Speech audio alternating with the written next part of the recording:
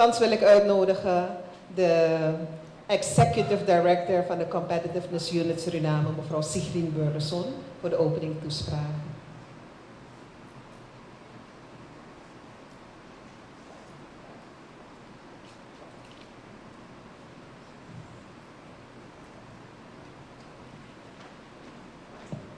Goedenavond, geachte vicepresident, geachte keynote-spreker, de consultant meneer Ellen Welch, geachte vertegenwoordigers van ministeries, geachte vertegenwoordigers van de private sector, oh ja, de centrale bank, coördinator, heel hartelijk welkom. Vooral alle die hebben meegewerkt aan de voorbereiding vanuit de centrale bank en de competitiveness unit. Geachte dames en heren, geachte pers. De Competitiveness Unit is natuurlijk weer blij om een moment te hebben om weer met stakeholders van gedachten te wisselen. Het is misschien goed om u weer even de highlights te geven van wat wij proberen te doen. Het gaat om verbetering van het nationaal concurrentievermogen. U kent onder andere de bekende 12 pillars. U weet dat het gaat om heel veel indicatoren aan de hand waarvan Suriname wordt vergeleken. Maar wat u ook weet is dat het gaat om de werkelijke verbetering on the ground voor ons elke dag weer van leven en welzijn van Surinaamse burgers en ondernemingen. De Competitiveness Unit heeft het totale pakket aan werkzaamheden ongeveer samengevat in 4 subagenda's.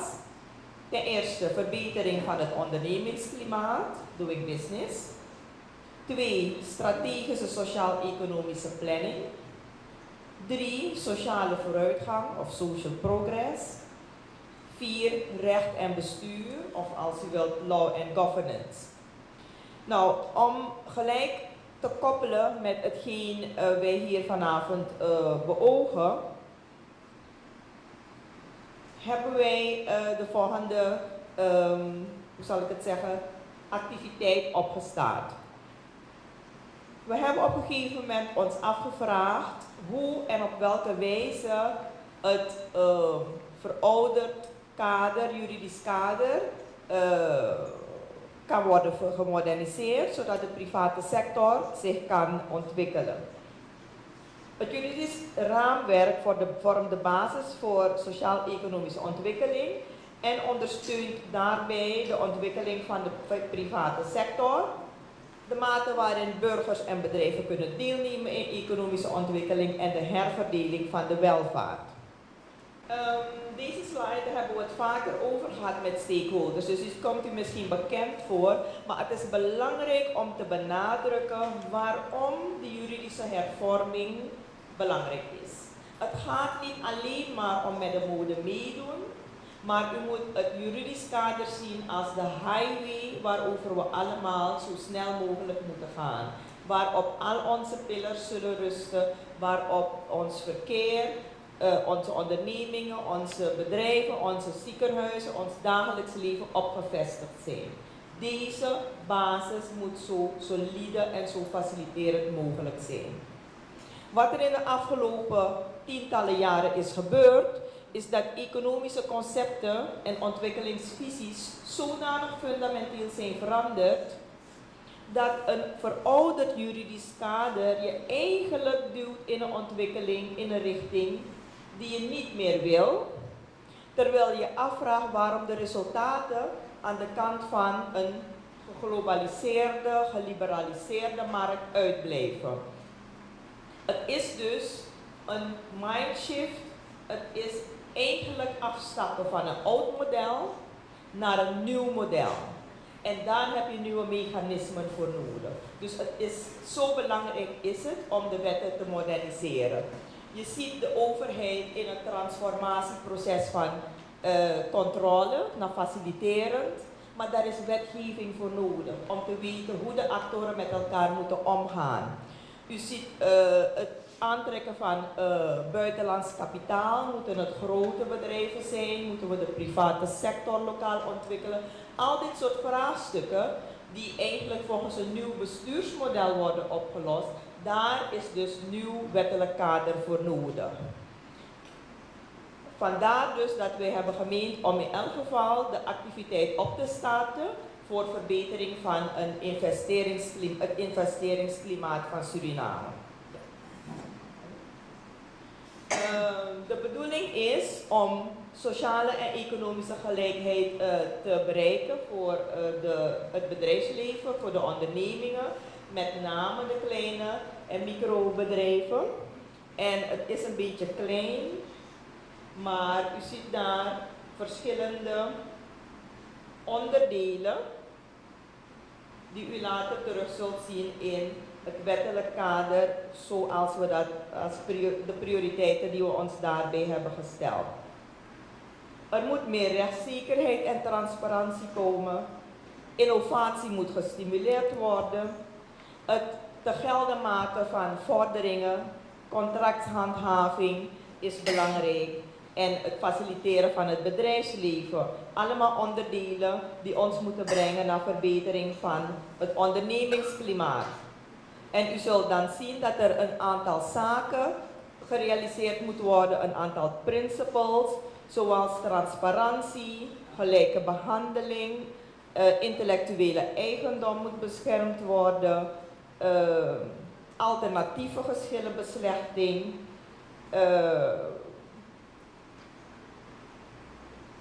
eenvoudige ondernemingsvormen, etcetera, een level playing field op de markt door competition law en consumer protection. We hebben ons het volgende kader als prioriteit gesteld. Legal Framework for Private Sector Development. Het is natuurlijk niet uitputtend. Het Suriname Business Forum heeft jaren terug al geïdentificeerd dat er meer dan 80 wetten voor het bedrijfsleven vernieuwd moeten worden. U begrijpt, als dat niet gebeurt, met in gedachten die shift van economisch model, dat we bijzonder moeilijk kunnen concurreren met ondernemingen uit andere landen. En dat zal betekenen dat ons nationaal inkomen veel minder zal zijn dan wat het zou kunnen zijn.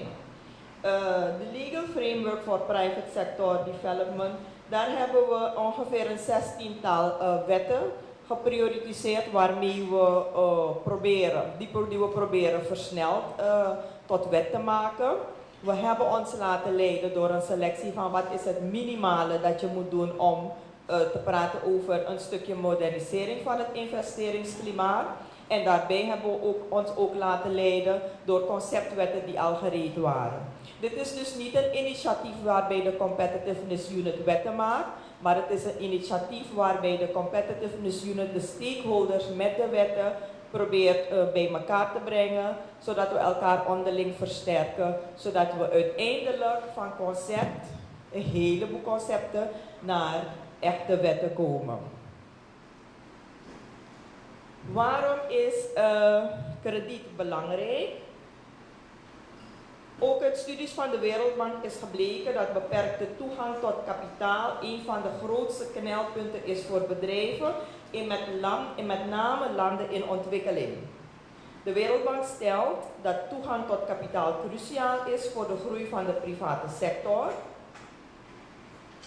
maar dat dit een grote belemmering blijft in landen in ontwikkeling.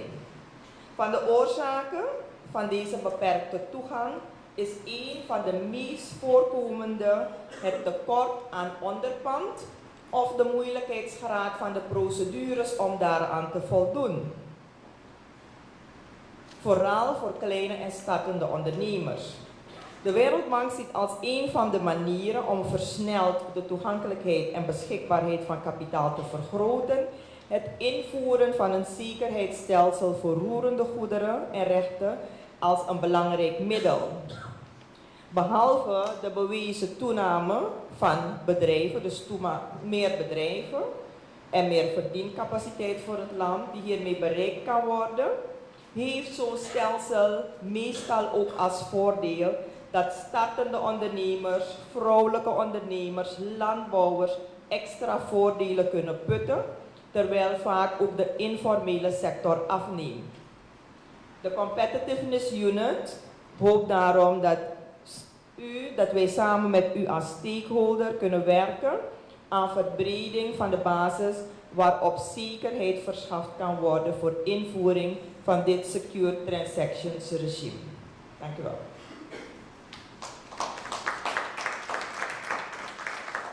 From 1994, best practices and promote uniformity, electronic transmissions of secure transactions. Our center at the University of Maryland, an international noted economist, Mansour Olsen. As you know by now, the subject of tonight's talk is secured lending, or lending secured by movable property as collateral. And I would like to respond to a request by Siegmien by telling you a story that is designed to illustrate one of the fundamental underlying purposes of such legal reform. I would like you to imagine two cows. And I would like to ask you if you can see the difference between these two cows. You need to study very carefully. Can you all see the difference? Perhaps the next slide will help. You can see that one cow lives in Canada while the other cow lives in Argentina. Now, the consequence that flows from living in Canada or Argentina is the law that applies to the cow. The only difference between these two cows is where they live and what law applies to them. These cows are very sensitive about the law that applies to them. The cow from Canada, for example, knows that it can be collateral. This cow from Canada can be collateral to secure a loan to the rancher that grows the cows. It's a very valuable cow. But the cow from Argentina cannot be collateral. The law will not permit it. Okay? So the cow from Canada has almost superpowers compared to the cow from Argentina. It's amazing when you really study the differences between these two cows, because in Canada, any rancher, even if he does not own land, can borrow money to buy and raise and multiply and sell cows. Whereas in Argentina, you first have to own the land. And then if you own the land, you can borrow the money based on the value of the land as collateral to buy the cows and raise and multiply and sell the cows on the ranching market. Now, this legal difference between the two cows, that one can be collateral and the other cannot be collateral, is so fundamentally different. It's so fundamental that it goes all the way to the heart of central bank policy toward loan portfolios in the two countries.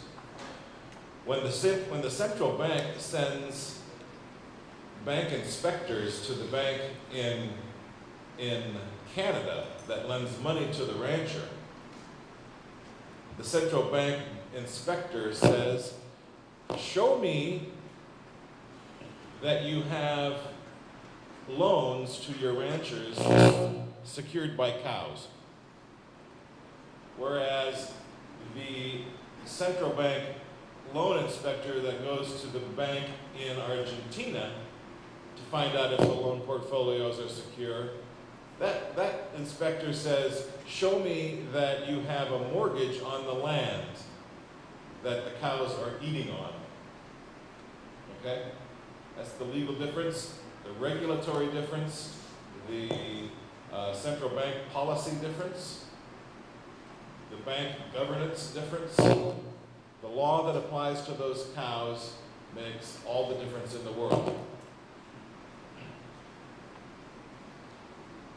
So fundamentally, the cow from Canada is providing a great service to the rancher and to the people of Canada by the value it adds to lending, secured lending based on collateral, while the Argentinian cow is really not providing such a valuable service. So what do we learn? First of all, that's me actually with a little photoshopping.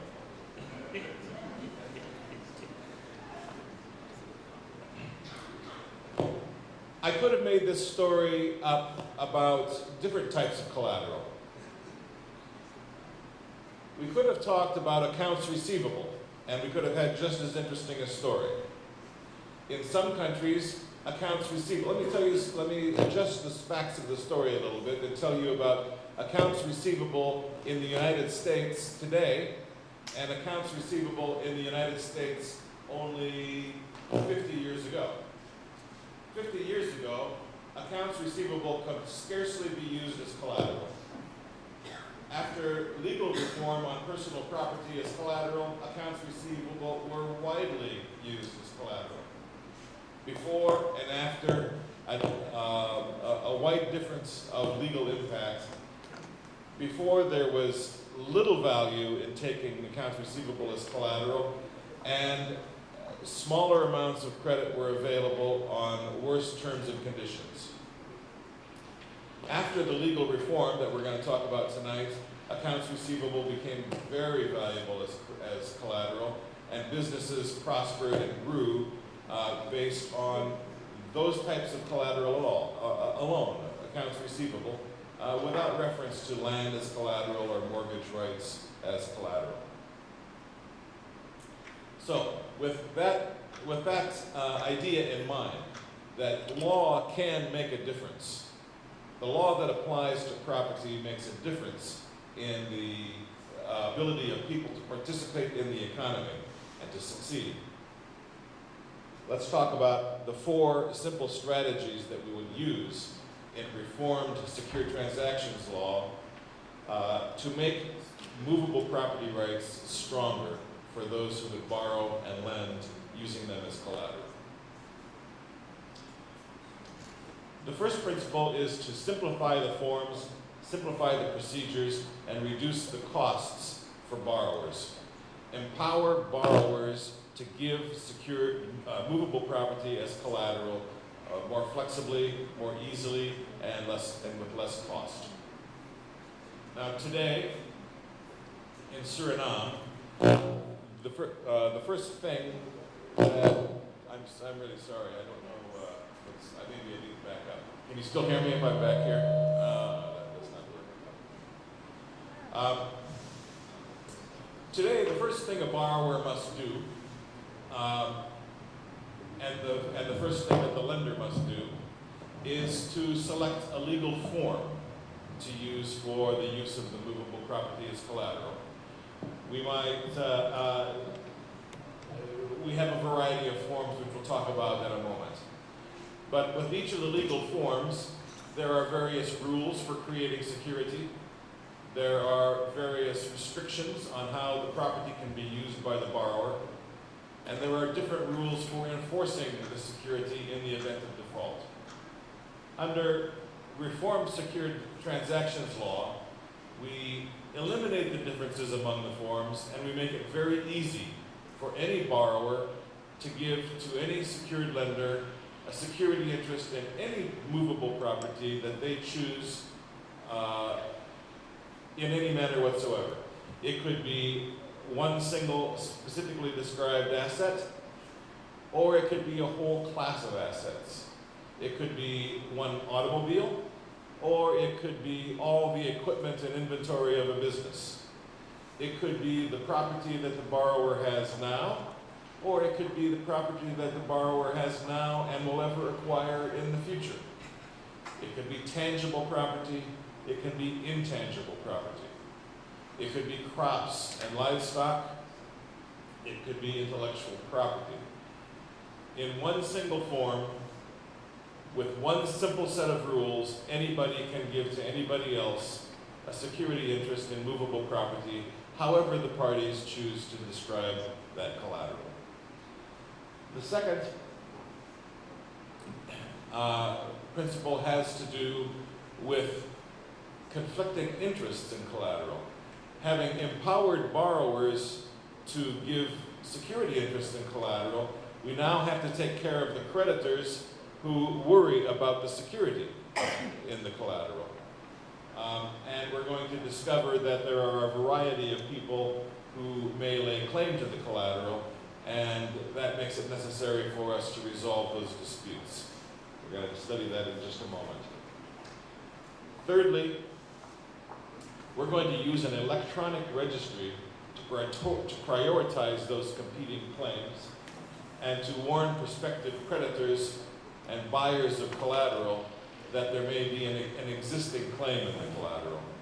And that too will help both borrowers and lenders to use movable property as collateral more efficiently. And tonight I'm very happy to say that I believe we're going to be able to provide for you a demonstration of a working model for a registry, and we'll be able to register a notice and a test system so that you can see just exactly how it might work here in Suriname. And finally, we're going to talk about how we can simplify the enforcement rules for the use of movable property as security to make enforcement, if it becomes necessary, less costly and more efficient and more swift. Okay, so let's return to point number one. I said we were going to simplify the forms. What are the forms we use today? We have the pledge. With the pledge, the creditor has to take possession of the property. So if we're financing the sale of a farmer's tractor or a consumer's automobile, the pledge is of not much value because the borrower wants to use the property and cannot do so while the creditor has possession of it. So the pledge, which is the oldest security device known to the law, is also the least efficient.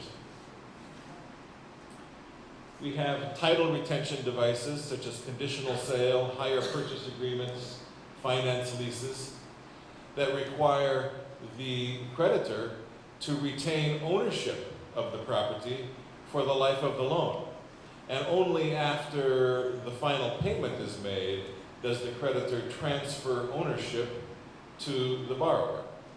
So for the life of the loan, the borrower doesn't own the property. The creditor carries the property on the books of the company. And that is useful for some kinds of transactions. It's useful for consumer goods, as you probably know, and some other types of transactions. But it's not very good for the company that wants to finance the purchase of stock and trade in the business. What if I'm a department store, or what if I am a shopkeeper that needs to borrow money to purchase inventory? I'm going to sell television sets, or I'm going to sell refrigerators, or I'm going to sell this product or that. Title retention will not help there. What the law has done has been to develop a customary practice of fiduciary transfer, where we pretend that the ownership of the goods is transferred to the creditor. The borrower has the right to use and to sell the goods under the understanding that the creditor can repossess them and take them to satisfy the debt in the event of default. Meanwhile, even though the borrower does not own the assets, the borrower is permitted under the terms of the fiduciary transfer to sell the goods to customers. The Civil Code also contains ways to assign claims, assign rights to payment, and that's can be very valuable collateral. There are a number of transactions that allow borrowers to hold possession of collateral that are encumbered by the interests of others. They include leases, the factoring, the sale of accounts, consignments, which is used as a finance device for inventory of shops and so forth. And then we also have, within the scope of the law, the interests of execution creditors, which I'm going to talk a little bit about under the priority rules, which is the next subject. So there's a little extra detail on point number 1. We simplify the forms by saying, regardless of any of these forms, it doesn't matter which of these forms you select, all you really need to do is have a simple contract between borrower and lender in which I, borrower, give to you, the creditor, a security interest, a property right that secures performance of the obligation, however we describe it, and however we describe the collateral. So, although lenders and borrowers could continue to use these forms if they like, they wouldn't need to. They can all be replaced with a single contract in which borrower gives lender a security interest in movable property. Over time, I would expect to see these forms fall into disuse and would be forgotten. That's what happens in most countries, is that eventually these forms fall by the wayside. The terminology may be used, but the actual formalities go away.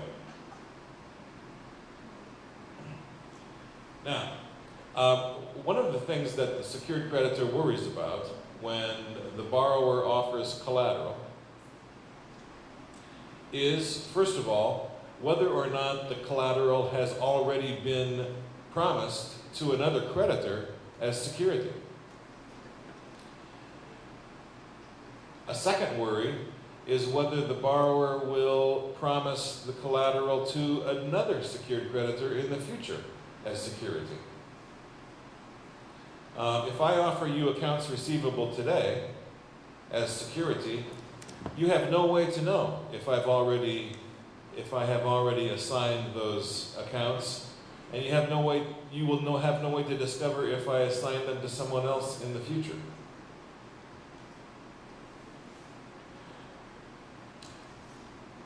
And that brings up another class of people, and that's buyers. Someone may buy the accounts, or someone may buy tangible collateral that would make your loan less secure if the collateral were out of your reach in the event of default. So buyers and other secured creditors are people who may have competing claims for a lender's collateral. Thirdly, there are people which we call execution creditors, people who gain rights in the lender's collateral without the consent of the debtor. For example, if I, the debtor, lose a lawsuit to someone who sues me for breach of contract, the person who holds that judgment may get authority from the judge to seize my property, which is your collateral perhaps, sell it, and make your loan less secure. If I'm the tax authority, a delinquent taxpayer may find that the tax authority will assert a claim to seize property, which may be your collateral, and sell it to satisfy a tax claim. A judgment, a person might go into bankruptcy, or a company may go into bankruptcy, and the bankruptcy trustee may assert a right to property which would compete with the secured creditor's rights if there's already been a secured loan based on that collateral. So we also have problems with certain types of special types of collateral. there can be competing claims based on the type of collateral. For example, suppose that you have a security interest in my automobile and the engine breaks down. I go to a shop which sells me a new engine on credit, and we install the engine in the car. So now one person has a security interest in the engine, while another lender has a security interest in the whole car, which includes the engine. Who should have priority in the car, and who should have priority in the engine? Or suppose that two rice farmers borrow money using future rice as collateral, and the rice is harvested and placed into a silo with everybody else's rice. What happens to the security interest in the rice when it becomes commingled with other rice, and nobody can tell the difference? Nobody can tell whose grain of rice belongs to whom. There are a variety of special types of collateral that require special types of rules in order to resolve potential conflicts in a way that will make creditors more secure. So, what we want to do is we want to anticipate all these conflicts, and we want to devise a clear priority rule to apply whenever one of those conflicts arises. And if we can do that, if we can succeed, then any secured lender who takes collateral will know in advance under what circumstances the creditor will win and lose should there be a dispute over the collateral. And with that certainty in mind, more informed, more intelligent business decisions can be made between borrowers and lenders.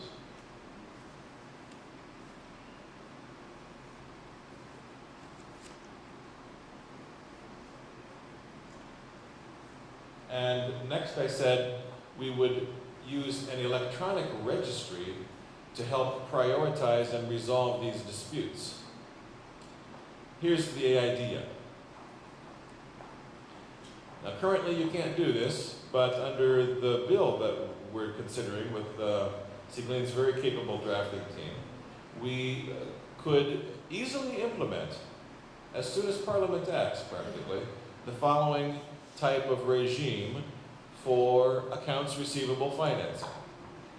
Today, as we said, Suriname is much like the United States was in the 1950s. If the creditor takes accounts receivable as collateral, there's no way to know whether the accounts are already securing somebody else's loan or whether the borrower might successfully use the accounts as collateral in a future loan. But in the United States, with the help of the electronic registries that have been put into place, a creditor who takes accounts receivable as collateral can register a notice of the security interest, can tell other creditors, I, creditor, have a security interest in that person's accounts receivable.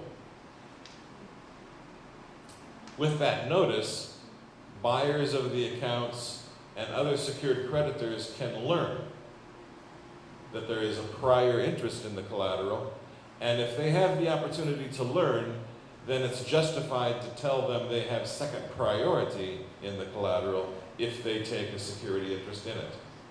So the general rule is the first person to register a notice that covers the collateral has the priority over other secured creditors who do not register, and other secured creditors who register later. The first to register wins. In disputes between competing creditors, the first to register wins. Now, who registers? The secured creditor. The secured creditor is the one who has the motivation to warn buyers of collateral and other secured parties. You must tell the public what you're doing if you expect to get top priority in the collateral. You have to be transparent. So it's the secured creditor who registers. And what is registered? This registry is not going to be like other registries that you're familiar with in Suriname, where a great amount of personal information and detail is placed on the public record. We're not going to register the contract, the loan contract. We're not going to register the amount of the loan. We're not going to register the value of the collateral. We're not going to tell the world what the terms and conditions of the loan are and how long it's going to take you to pay back. We're not even going to tell the world that there really is a loan or not a loan. We are going to simply say, there might be, look out, there might be a security interest in personal property and movable property if you choose to take that as collateral from this person. So there will be 3 pieces of information in the registry, and 3 pieces only. 1, the name and address of the borrower, or the prospective borrower. 2, the name and address of the creditor, or the prospective creditor. And 3, a general description of the property. Without that, it could be 1 table of Alan Welsh.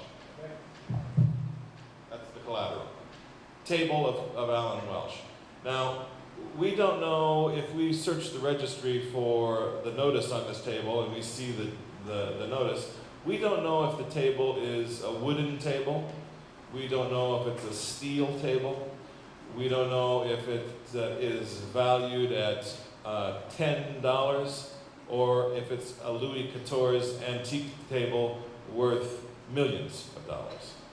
We know simply that somebody who may be a creditor claims that a table might secure a loan of borrower Alan Welsh. That warns the prospective creditor. That warns the buyer of my tables. Look out. If Alan Welsh comes offering you a table, you better inquire further. You better go ask that creditor. You better tell Alan Welsh, I'm not going to lend money to you today. Come back to me when this notice is off the registry.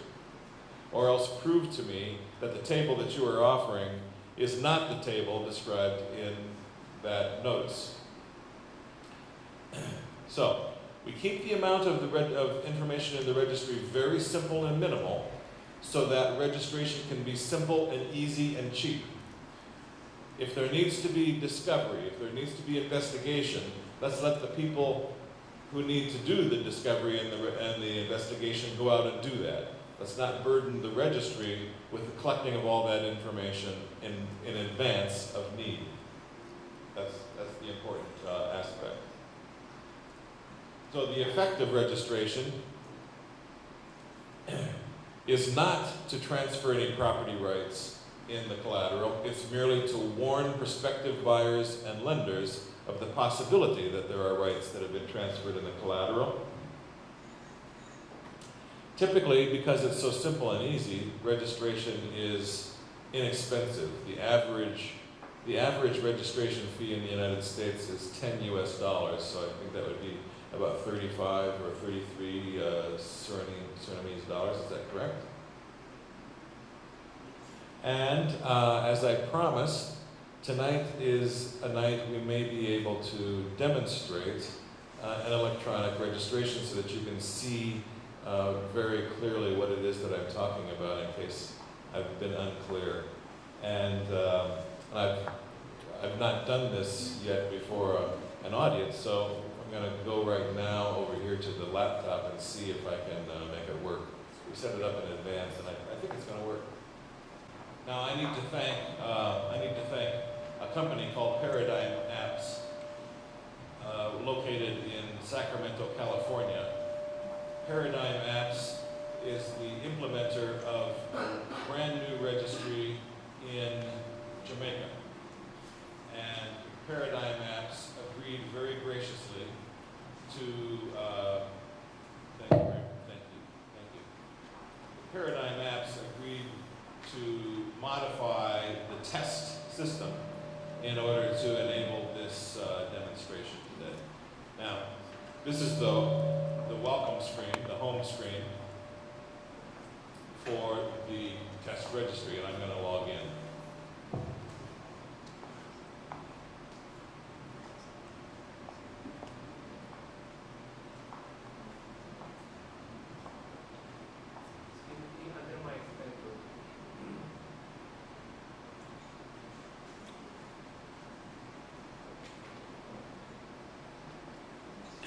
It worked. Or did it? System error. I'll try again.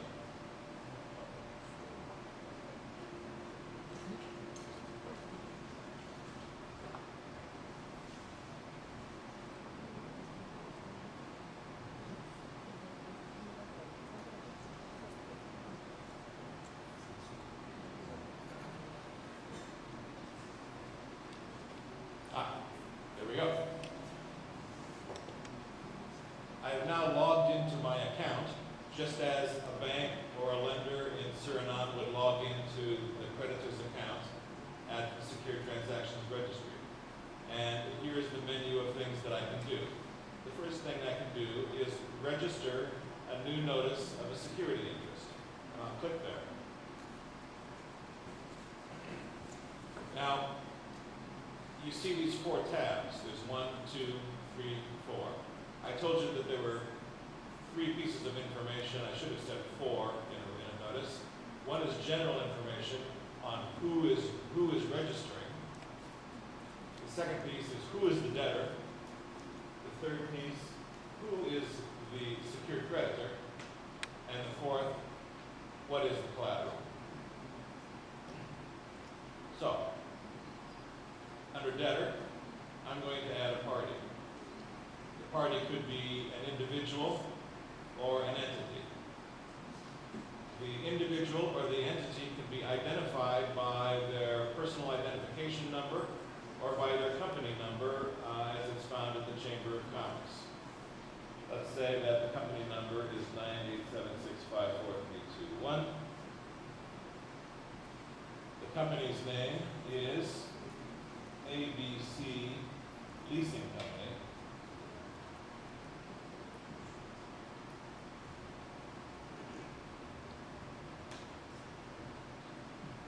This system makes me enter the debtor's name twice to make sure that it's identical so that no mistakes are made or to reduce the likelihood of error in entering the debtor's name.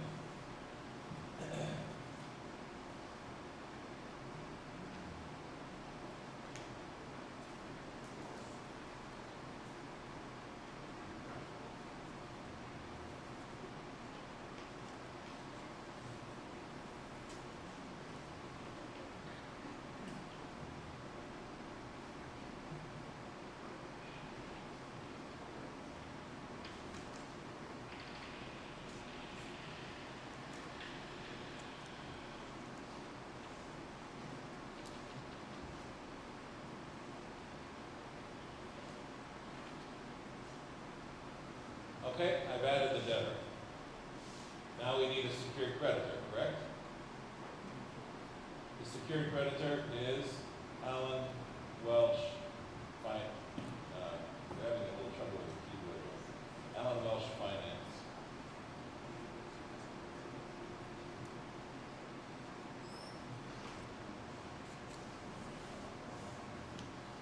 Welsh Finance. An email address is permitted. My mouse is not quite working well. The address.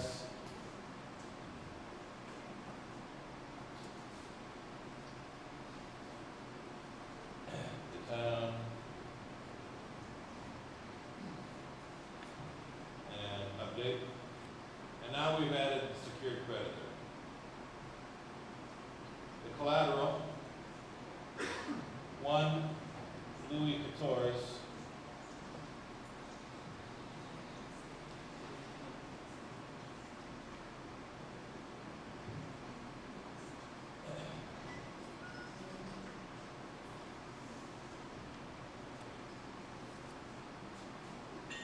I know what the problem is. The mouse keeps moving and it moves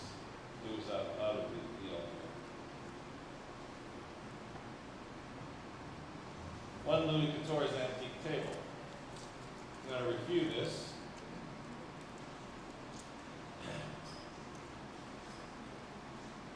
So we have the information on the person who is doing the registering. We have the borrower's name, ABC Leasing Company, an entity, and we have the secured party's name, Welsh Finance, Paramaribo. The collateral, one Louis Couture's antique table. I'm going to confirm. And registration is complete. We have a registration number. We have the date of the registration. We have the expiration date, which is 5 years from now. Here we have the opportunity to print the registration. And this is the notice that people will see if they search when Alan Welsh goes to offer them a table as collateral. Well, let's test that theory, shall we? The debtor is Welsh Finance. Let's now take the opportunity to search for notices in the registry. I'm going to search for an entity called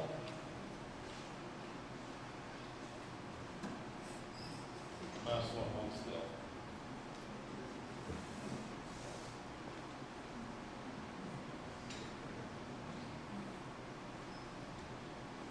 I think I spelled it wrong. I spelled my own name wrong. Search for notices.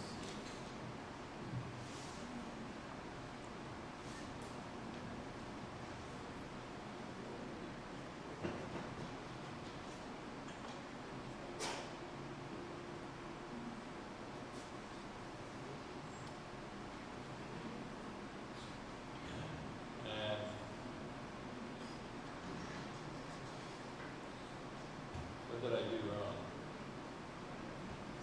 The name of the debtor must have been a different type of a name. Indulge me just for a moment to go through this process again. Now this time I'm going to click this button here, which will automatically enter the registrant as the secured creditor. So now the registrant is Bank of Suriname. The debtor is an individual named Welsh Allen. I'm going to re-enter the last name, Welsh Allen.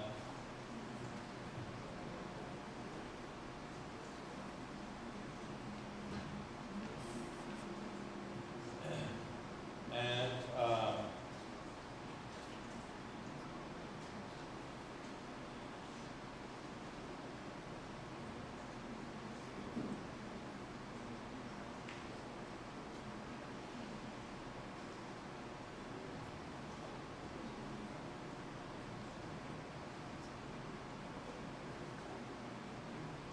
Paramaribo.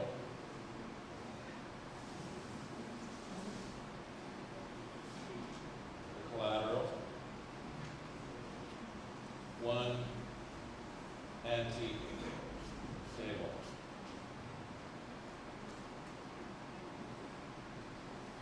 Review. Debtor, Alan Welsh. Secured creditor, Bank of Suriname. Collateral description, one antique table. Confirm. Registration detail. Here's the registration number, the date of the registration, and the lapse date. Now, let's try the search. See if I did it correctly this time. We're going to search for the debtor. The debtor is an individual. The last name of the individual is Welsh. The first name is Allen. Submit. And the searcher finds notice number 1000440-217. Here's the registration number, the registration time just a moment ago, the lapse date, the name of the debtor, Alan Welsh, the address of the debtor, Paramaribo, Suriname, the name of the creditor, Bank of Suriname, at this address in Paramaribo. The collateral description, if I were technologically capable and if my mouse were holding still, it takes about 1.5 minutes to do this registration. I don't have to go to a government office. I don't have to stand in line. I don't have to have cash with me in the exact amount to pay the fee. I will be charged a registration fee, but we'll take care of that at the end of the month, perhaps. It is very quick, it is very easy, it's very inexpensive to accomplish this registration. And more importantly, it's very easy for prospective creditors and buyers to search the registry. So any questions or comments about the, was that easy enough to see the way that worked? Yeah. Okay. There were a couple of technical glitches, but this is a test system, and if it were implemented and the development were put into it, it would be even smoother than that. But I'll tell you a story about the system in Solomon Islands. Now, in the Solomon Islands, we did an electronic registry, and in Solomon Islands, they are more challenged technically than you are here in Suriname.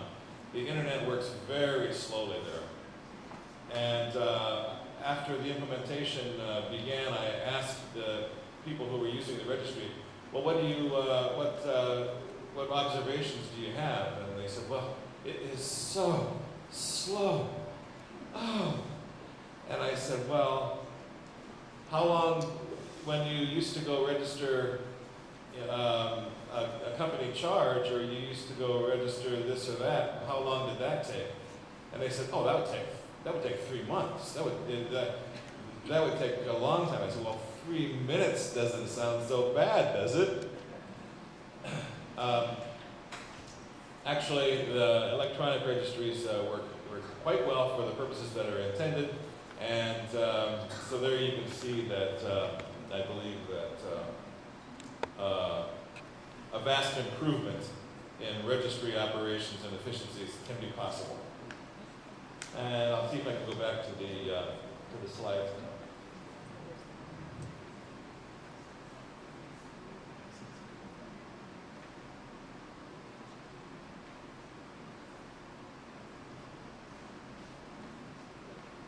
Okay, so we've demonstrated the registry.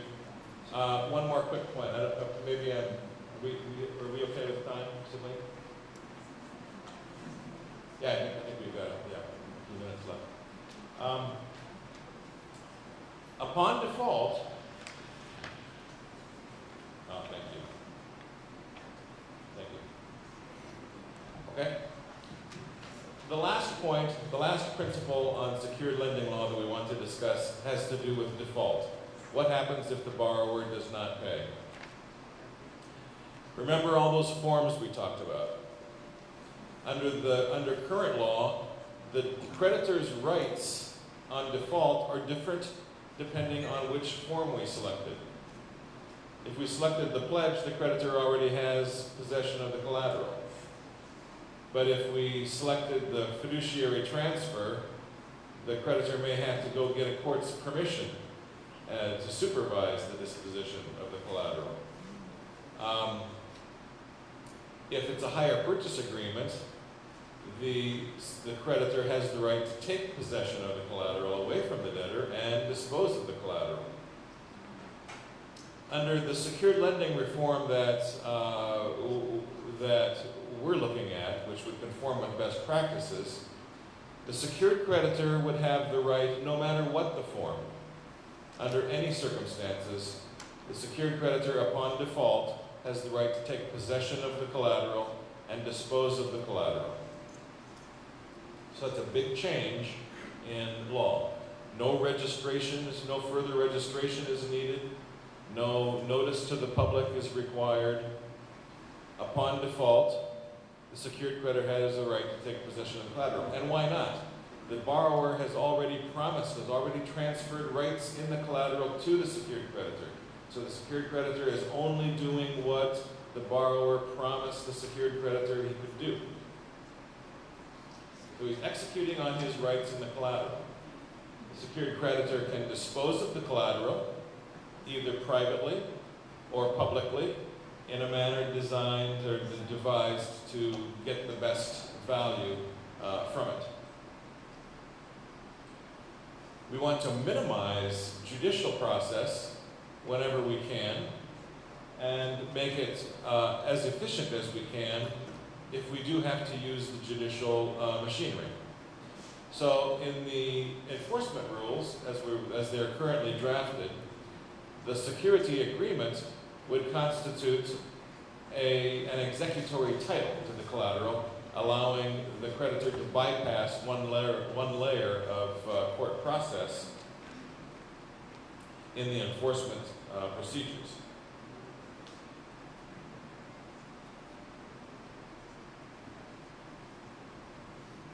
I'm going to say just a quick word about the history of the development of Reform Secured Transactions Law. And I'll do that very quickly because I'm advised to finish in about 5 minutes here. That will be easy to do. Best practices today in secured lending reform came from the development of the Uniform Commercial Code after World War II in the United States. It took 15 years to draft the Uniform Commercial Code on secured transactions, 15 years. And it took another 10 years for the states to adopt it. So that was 25 years of legal reform, a process of legal reform. The benefit to other countries that saw the value of that effort has been enormous. Canadian provinces, over the next 10 years, adopted secure transactions reform themselves. And today, every province in Canada has a modern secured finance system with an electronic registry, even the civil jurisdiction of Quebec.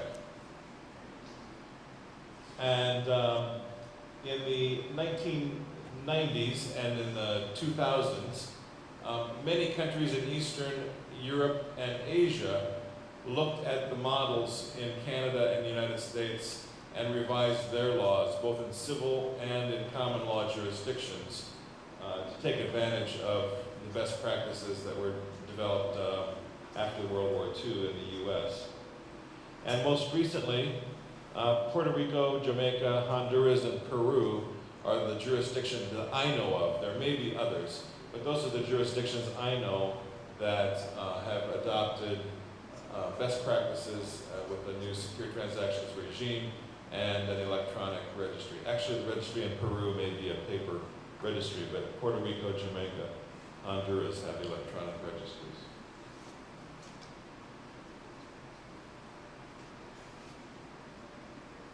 Okay, I think I will call that good enough for now and look forward to any questions or comments that you might have on the subject.